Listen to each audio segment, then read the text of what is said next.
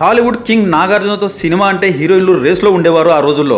అప్పట్లో రమ్యకృష్ణ, సౌందర్య, రోజా, మీనా, నగ్మ, ఆ తర్వాత తరంలో శ్రీయ, నయనతార, అనుష్క ఇలా అందరూ నాగార్జునతో స్క్రీన్ని పంచుకున్నారు. కానీ 90స్లో స్టార్ హీరోయిన్గా వెలిగిన ఓ హీరోయిన్ మాత్రం నాగార్జున సినిమాలో నటించలేదు. కారణం ఏంటి, ఆ హీరోయిన్ ఎవరు తెలుసుకుందాం పదండి. ఆ హీరోయిన్ ఎవరు అంటే ముద్దుగా బొద్దుగా కనిపించే రంభ. అప్పటి టాప్ హీరోస్ చిరంజీవి, బాలకృష్ణ, వెంకటేష్ అందరితో నటించిన రంభ నాగార్జునతో మాత్రం నటించలేదు. దీనికి పెద్ద కారణం ఉంది.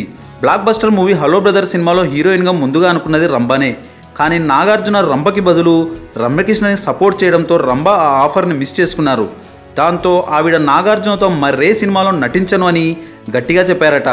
కానీ విచిత్రం ఏమిటంటే హలో బ్రదర్లో ఓ సాంగ్లో మెరిశారు రంభ గారు. ఈవి సత్యనారాయణ గారి కోసం ఒప్పుకున్నారట.